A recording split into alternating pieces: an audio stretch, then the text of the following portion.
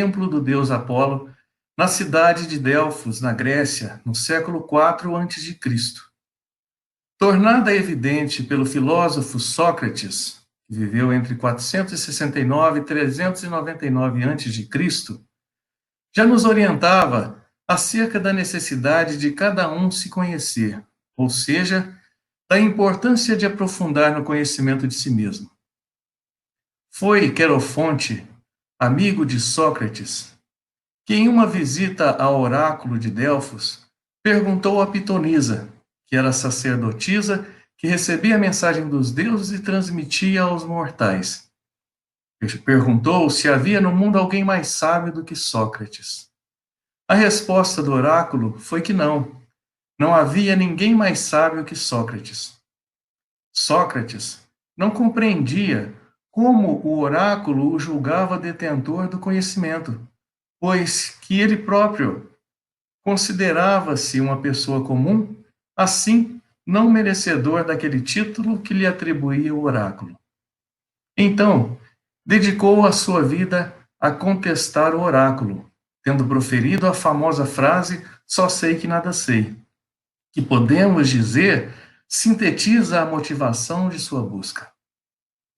Não conseguindo respostas entre os sábios, aos quais questionava, sobre temas morais como a virtude, a coragem e a esperança, acreditando que pudesse ajudar na sua busca pela verdade, Sócrates finalmente, depois de interpretações erradas dos sábios, entendeu que a mensagem do oráculo dizia respeito a ele possuir o autoconhecimento, compreendendo a própria ignorância. Isso o fazia mais sábio que os outros. Num aspecto mais restrito, o conhecimento de si mesmo vai constituir-se em fator importante para que cada um tenha uma noção mais acertada de como se comportar diante das situações diversas e inusitadas que a vida nos proporciona. Assim, a busca por atingir o vencer a si mesmo ficará mais facilitada, pois que passa necessariamente pelo enfrentamento íntimo e necessita das barreiras que fazem parte do nosso ser, instaladas que estão em muitos de nossos pensamentos e condutas, e que, por serem negativas, devem ser eliminadas da nossa personalidade. Nesta nossa conversa, iniciaremos falando sobre a fé e terminaremos também tratando dela. A palavra fé, numa interpretação mais ampla, nos remete, segundo uma das definições de um dicionário online, ao estado ou atitude de quem acredita ou tem esperança em algo. É o mesmo que confiança, que esperança, diferente de ceticismo e de incredulidade. Erasto, na sua mensagem no Evangelho segundo o Espiritismo, nos diz que a fé é a virtude que erguerá as montanhas, vos disse Jesus. Continua: todavia, mais pesado do que as mais pesadas montanhas, jazem no coração dos homens a impureza e todos os vícios da impureza. A fé, então, por essa descrição que consta do Evangelho segundo o Espiritismo, possui potencialidades imensas e, na medida em que cada um tenha seu coração habitado por virtudes associadas à busca pelo conhecimento, tanto mais fortalecida será essa fé. É imperioso, entretanto, um esforço para vencer o principal problema do ser humano, qual seja a impureza e todos os vícios da impureza que, também habitando os corações, conforme a afirmativa que vimos, impede ou dificulta a aquisição das qualidades. Vejamos a definição do que seria impureza. Dentro dos conceitos também do dicionário, seria falta de pureza, qualidade de impuro, coisa impura, desonestidade, impudor, mácula, sensualidade. E vício? Vício é o defeito ou imperfeição, prática frequente de ato considerado pecaminoso, tendência para contrariar a moral estabelecida, depravação, libertinagem, hábito inveterado, mania. A definição de vício se mistura com a definição da própria impureza. Na verdade, podemos dizer que ambos se caracterizam como o estado ou condição de imperfeição que o homem, ou que mantém o homem afastado das virtudes. Vício é tudo aquilo que é contrário à virtude. Os vícios somente sobrevivem pela falta de virtudes que possam substituí-los. Toda vez que você adquire alguma qualidade, elimina um vício ou imperfeição. François Nicolas Madeleine, em O Evangelho segundo o Espiritismo, nos diz que a virtude, em seu mais alto grau, comporta o conjunto de todas as qualidades essenciais que constituem o homem de bem. Nesse sentido, o melhor modelo de homem de bem que temos é Jesus. E ele continua: ser bom, caridoso, laborioso, moderado, modesto. Estas são qualidades do homem virtuoso. As virtudes relacionadas, somadas a tantas outras, são determinantes para que o ser humano seja considerado uma pessoa de bem. Segundo uma das definições ou conceitos do dicionário sobre virtude, nós temos que ela é o conjunto de todas ou qualquer das boas qualidades morais.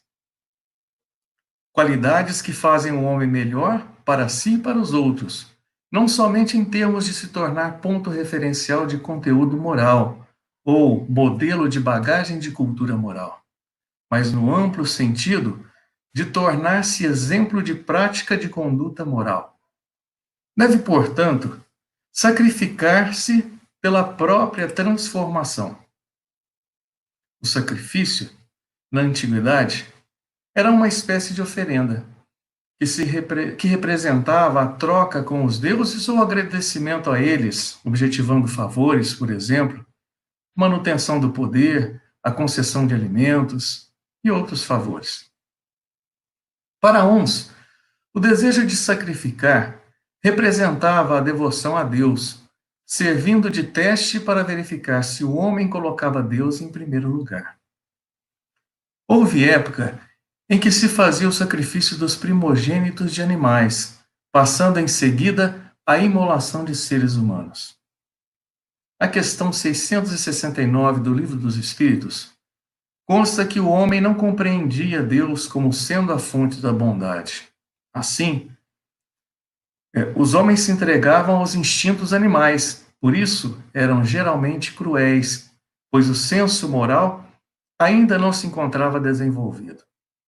Havia os que se sacrificavam em torno de uma causa, não porque desejavam ser imolados, mas pela intolerância dos seus perseguidores. De sua parte, apenas mantinham-se fiéis àquilo que acreditavam. Foi assim que muitos cristãos foram dizimados nos circos romanos, jogados aos leões. Pelo ódio no coração dos homens, originários do orgulho e do egoísmo, o próprio Jesus Cristo foi submetido ao martírio, tendo se sacrificado pela humanidade. Hoje sabemos que já não há necessidade de sacrifícios com a submissão ao martírio, conforme se fazia no passado. Mesmo os realizados com intenções piedosas, Deus não os exige, conforme descrito na questão 670 do Livro dos Espíritos. O Evangelho, segundo o Espiritismo, nos traz, entretanto, a indicação do verdadeiro sacrifício que agrada a Deus, o qual devemos nos empenhar em realizar. Pela mensagem do Espírito Protetor, nos traz a seguinte orientação: em vossa sociedade, não é preciso para serdes cristão nem o holocausto do mártir, nem o sacrifício da vida, mas a única e simplesmente o sacrifício do vosso egoísmo, do vosso orgulho e da vossa vaidade. Os vícios aqui relacionados, o egoísmo, o orgulho e a vaidade, são os principais responsáveis pela queda do homem, bem como devem ser o foco primordial da sua transformação, que deve contemplar a sua eliminação. Vejamos, então, discriminadamente cada um desses vícios. Primeiramente, o egoísmo. A definição do dicionário: amor, ou num dos conceitos, amor exclusivo à pessoa e aos interesses próprios. É a falta de capacidade de enxergar o outro, preso que fica o homem nos seus interesses pessoais. Não consegue ver ninguém além de si e dos seus próprios interesses. No Evangelho segundo o Espiritismo, nós temos que, quando a lei do amor e da caridade for a lei da humanidade, não haverá mais egoísmo. O fraco e o pacífico não serão mais explorados nem esmagados pelo forte e pelo violento. A lei do amor e da caridade são os medicamentos indicados para a cura deste vício. O respeito será a tônica das relações e o cuidado com a proteção das liberdades determinará a convivência coletiva, cada qual reconhecendo no outro a importante oportunidade de crescimento moral. Ainda no Evangelho segundo o Espiritismo, Emmanuel nos diz que o egoísmo, esta chaga da humanidade, deve desaparecer da Terra, cujo progresso moral retarda.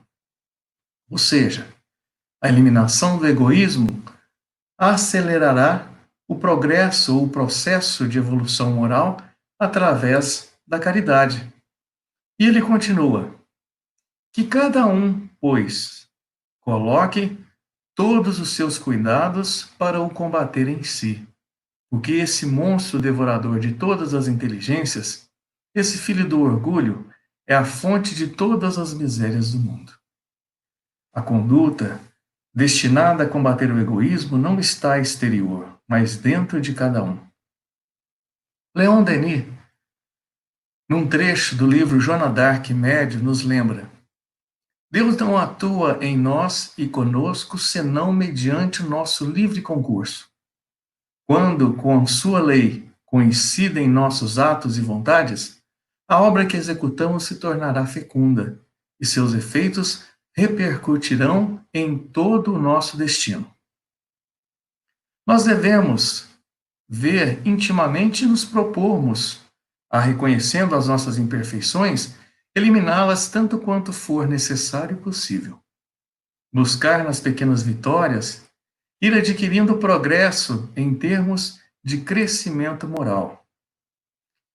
Segundo Emmanuel ainda, o egoísmo é a negação da caridade e, por conseguinte, o maior obstáculo à felicidade dos homens.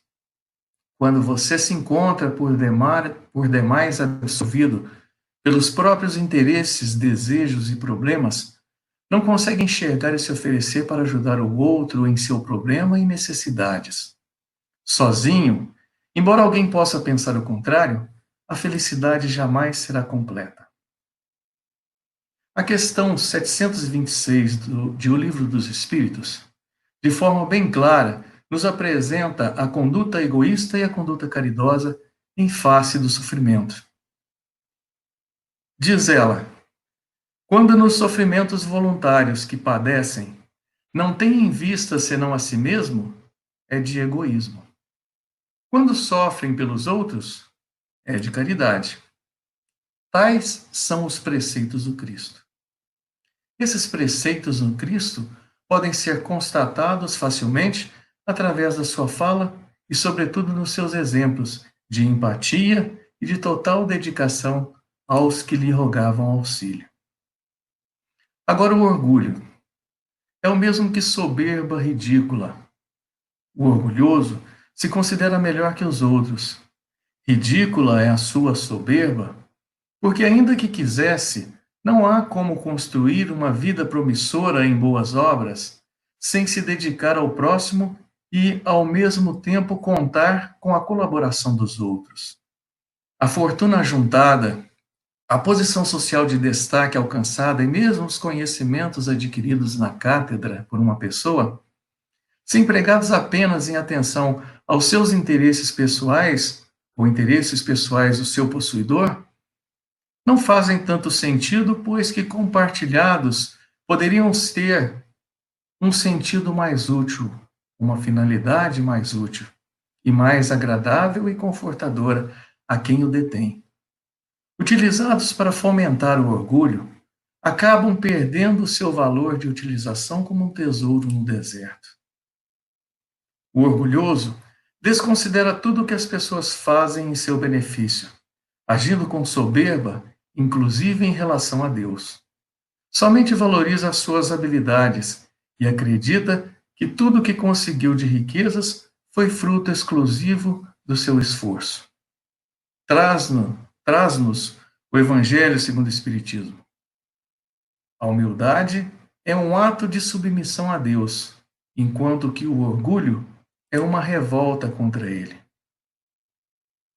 Continua o Evangelho. O orgulho é sempre castigado, cedo ou tarde, pela decepção ou pelos fracassos que lhe são infligidos. Ou seja, o orgulhoso não fica muito tempo impune. Quase sempre se defronta com a decepção, impulsionada pelos próprios fracassos. Tendo a dificuldade em reconhecer que é falível, a consciência pode lhe torturar. Se julga autossuficiente e se ressente de si quando tem que pedir ajuda a alguém. François Nicolas Madeleine, no Evangelho, nos diz que mais vale menos virtudes com modéstia do que muitas com orgulho.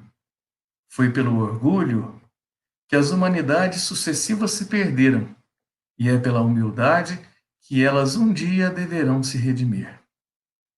Ainda que tendo poucas virtudes, se aquelas que possui são dedicadas ao próximo, na modéstia que permite refrear-se e promover a valorização deste mesmo próximo, ao invés de humilhá-lo, essas poucas virtudes se agigantarão nos resultados benéficos que produzirão. Já aqueles que buscam ostentar muitas virtudes, utilizando-as para alimentar o seu orgulho, estes as contaminará pela falta de humildade, podendo levar o constrangimento e a desonra a outras pessoas, de tanta falta de amor. Por exemplo, uma pessoa pode ser tolerante, paciente, indulgente, solícita, dedicada a ajudar de alguma forma alguém que se encontra em situação de mendicância, por exemplo. No entanto, desde que o auxílio que presta seja em busca de reconhecimento das pessoas, pouco terá valido essas qualidades pelo peso que impôs ao seu beneficiado. É a virtude assim compreendida e praticada que eu vos convido, meus filhos, nos diz François Nicolas Madeleine. Que virtude é essa, assim compreendida e praticada? A virtude com modéstia, a virtude com humildade. E ele continua dizendo, é a essa virtude verdadeiramente cristã e verdadeiramente espírita que eu vos convido a vos consagrar. No exemplo de Cristo, podemos constatar as virtudes que foram descritas por François no Evangelho segundo o Espiritismo. Ele as colocou em prática com simplicidade e dedicação, associando-as aos nobres sentimentos de amor e de caridade. Finaliza o Evangelho dizendo, mas afastai dos vossos corações o pensamento do orgulho, da vaidade, do amor próprio, que desornam sempre as mais belas qualidades. Finalmente, a vaidade.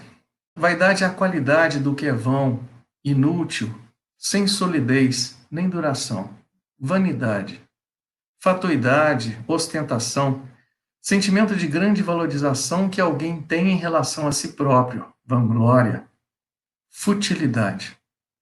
É a supervalorização de si próprio por motivos fúteis.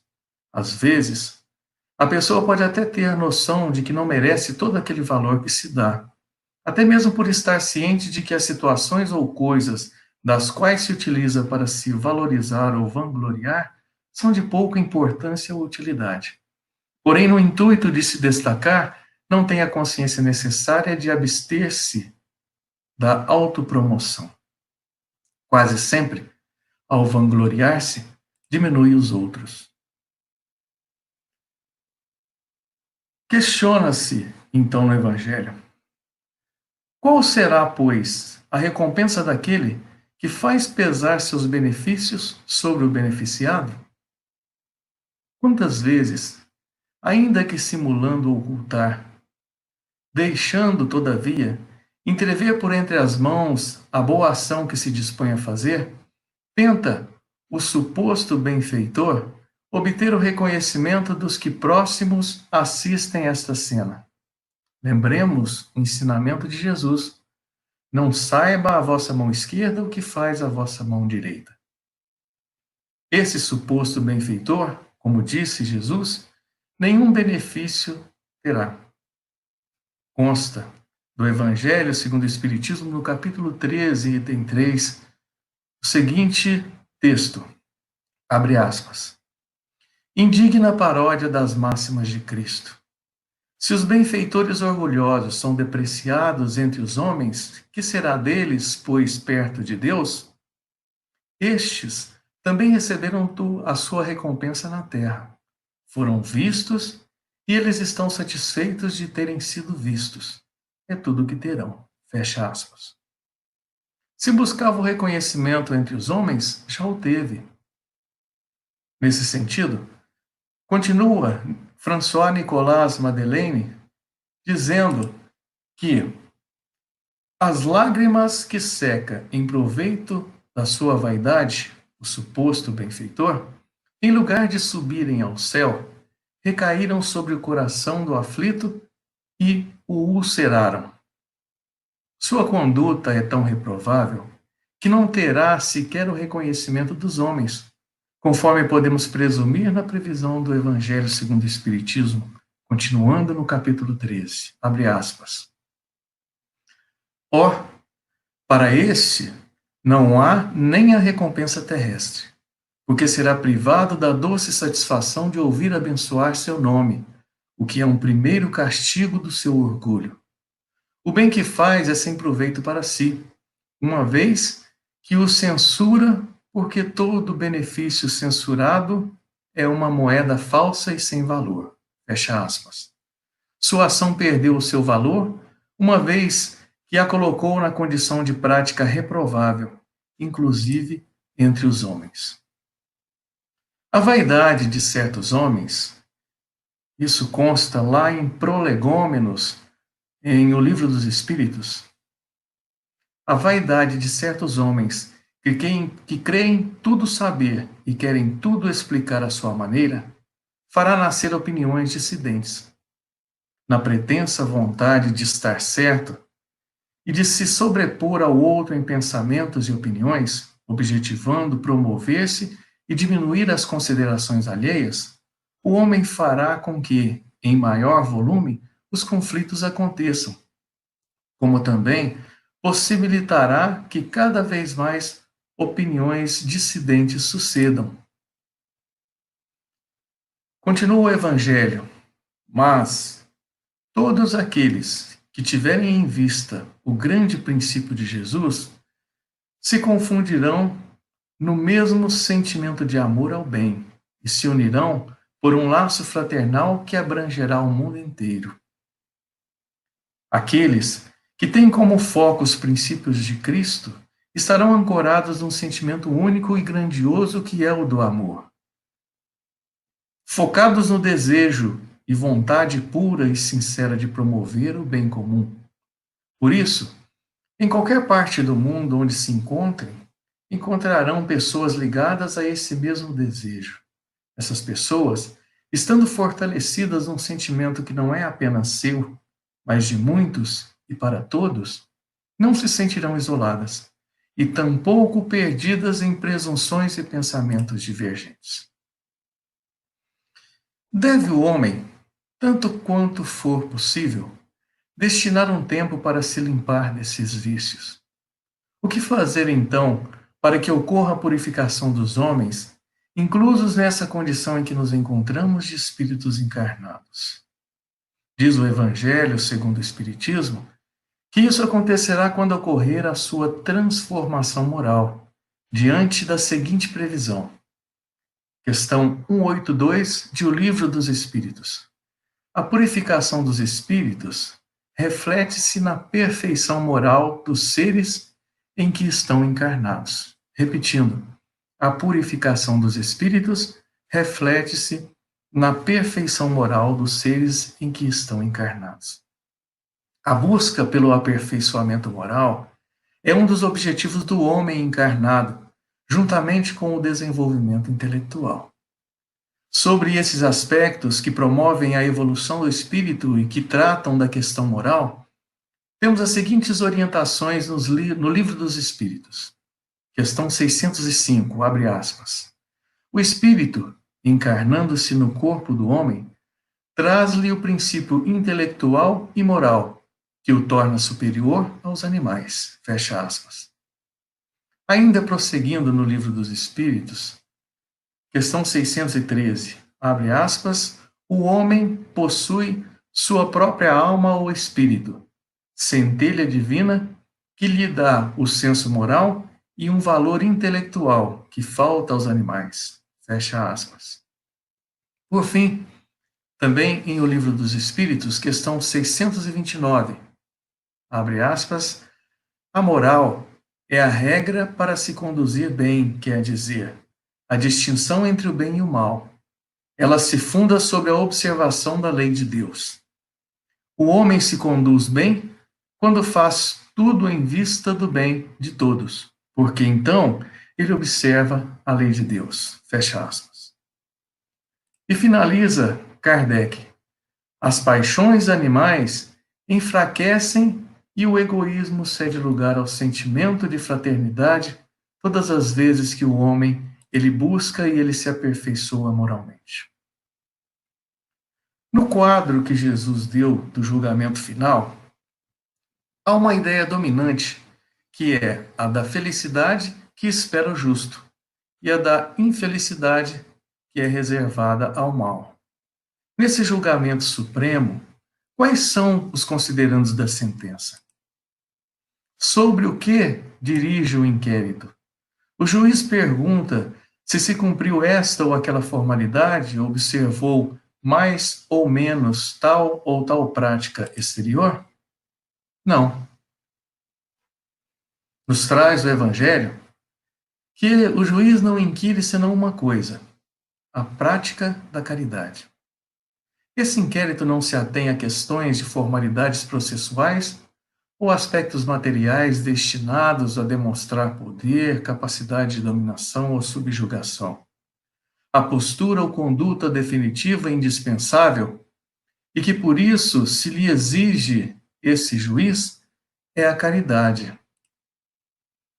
E sentencia esse juiz, voltando ao Evangelho segundo o Espiritismo, dizendo: vós que assististes vossos irmãos, passai à direita. Vós que fostes duros para com eles, passai à esquerda. Nos considerandos da sentença, lembro aqui as orientações de Jesus, insertas na Bíblia, pelo evangelista Mateus, quando trata da separação dos bons e dos maus em razão das suas práticas caridosas. Vejamos Mateus capítulo 13, versículos 47 e 48. Abre aspas. Igualmente o reino dos céus é semelhante a uma rede lançada ao mar e que apanha toda a qualidade de peixes. E estando cheia, a puxam para a praia e, assentando-se, apanham para os cestos os bons. Os ruins, porém, lançam fora. Fecha aspas. Ainda em Mateus capítulo 25, abre aspas, e quando o Filho do Homem vier em sua glória, e todos os santos com ele, então se assentará no trono de sua glória. E porá as ovelhas à sua direita, mas os bodes à esquerda. Então dirá o rei aos que estiverem à sua direita: vinde, benditos de meu Pai, possuí por herança o reino que vos está preparado desde a fundação do mundo. Porque tive fome e destes-me de comer. Tive sede e destes-me de beber. Era estrangeiro e hospedastes-me. Estava nu e vestistes-me. Adoeci e visitaste-me. Estive na prisão e fostes me ver. Em verdade vos digo que quando o fizestes a um destes meus pequeninos, a mim o fizestes.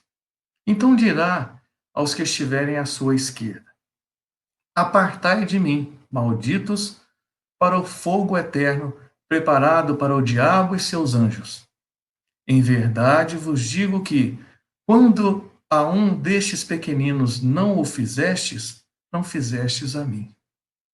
Irão estes para o tormento eterno, mas os justos para a vida eterna. Fecha aspas. Se, no Evangelho, a caridade é colocada no primeiro plano das virtudes, é porque ela encerra implicitamente todas as outras virtudes e todas as outras qualidades. É porque a caridade é a negação absoluta do orgulho e egoísmo, vícios que nós devemos combater.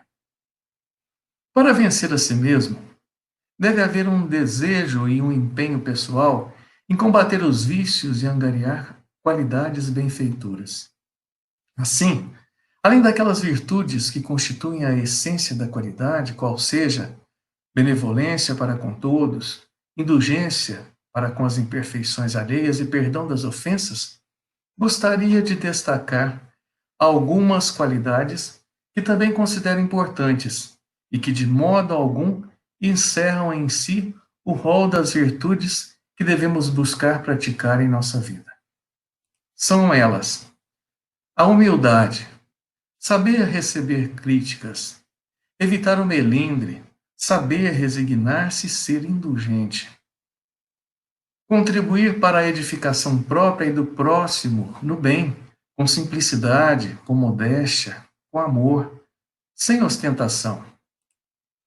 A confiança, vencer o medo, enfrentar e vencer os seus próprios medos, sabendo ser capaz de superar as dificuldades que se apresentem no seu caminho e sabendo ainda que não está sozinho, mas estamos todos amparados por Deus.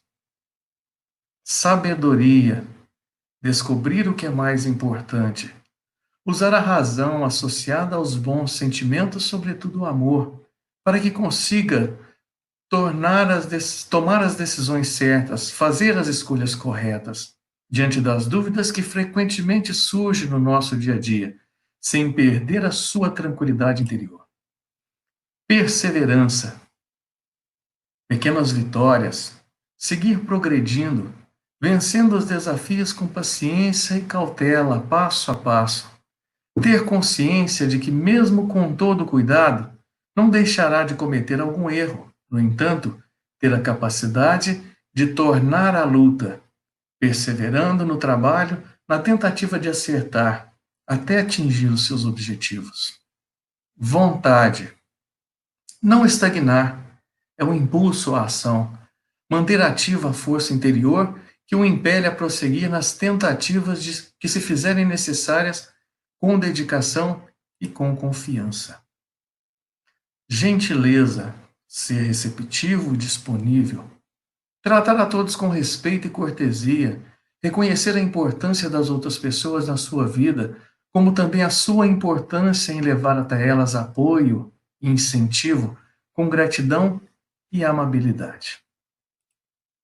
E aí, voltamos à fé. Mais do que crer, saber. Fé que seja fortalecida e que seja vigorosa. A fé, descrita no livro Consolador, escrito pelo médium Francisco Cândido Xavier e ditado pelo Espírito Emmanuel, nos remete ao entendimento de que o ato de crer em alguma coisa demanda a necessidade do sentimento e do raciocínio para que a alma edifique a fé em si mesma. Pauta-se, portanto, nos dois aspectos principais no qual se dá o crescimento ou a evolução do homem: o intelectual, a razão, e a moral, o sentimento.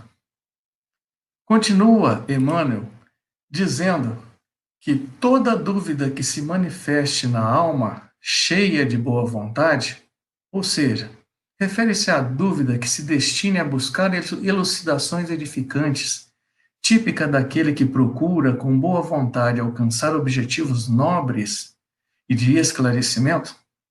E continua o Evangelho, que não se precipite em definições a priorísticas dentro da sua sinceridade, ou seja, a dúvida que não seja produto de sentimentos viciosos anteriores que visem fragilizar a sua sinceridade no aprendizado para o bem.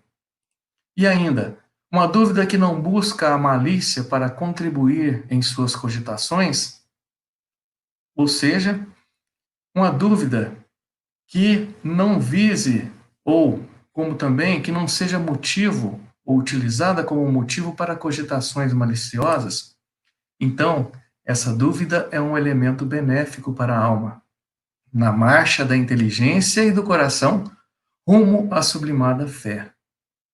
Essa dúvida terá o condão de possibilitar ao homem alcançar a fé sublimada, pois que lhe propiciará continuar buscando pelo esclarecimento a evolução intelectual e moral, favorecendo a consolidação da consciência de si e o fortalecimento da consciência de Deus. Finalmente, Emmanuel sublima sua orientação, dizendo que ter fé é guardar no coração a luminosa certeza de Deus. Repetindo, ter fé é guardar no coração a luminosa certeza de Deus. Certeza que ultrapassou o âmbito da crença religiosa, fazendo o coração repousar numa energia constante de realização divina da personalidade. Mais do que crer, saber. E lembra aqui um pequeno trecho poético da história ditada por Leon Tolstói, escrita por Cirineia e Yolanda Maffei no livro Homens Notáveis, intitulada Jesus, a Crônica, exemplifica a fé, no seguinte trecho, abre aspas. Por amor, os mártires desceram aos circos romanos em cânticos de louvor, desdenhando da morte sangrenta, afrontando a incompreensão dos tempos. Fecha aspas. Tal demonstração de amor está sustentada por uma fé inabalável, da qual aquelas pessoas eram dotadas. Por isso se sentiam fortes e resolutas. A explicação sobre a profundidade e a solidez dessa fé se faz bem clara com as considerações de Emmanuel. Aquelas pessoas que enfrentaram os leões não criam que Deus estava com elas, as protegendo e as amparando. Elas sabiam disso.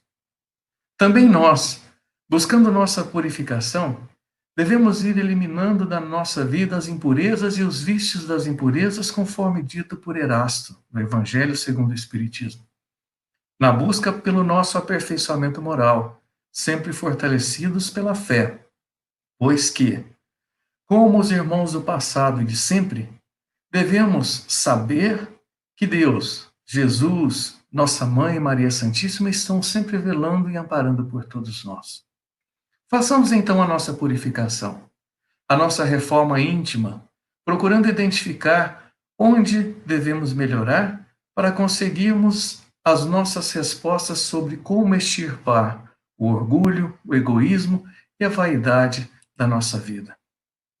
Atentemos às orientações de Emmanuel com relação à fé e, por fim, sigamos o exemplo de Humberto de Campos, quando no livro Boa Nova nos afirma: hoje não mais cogito de crer, porque sei.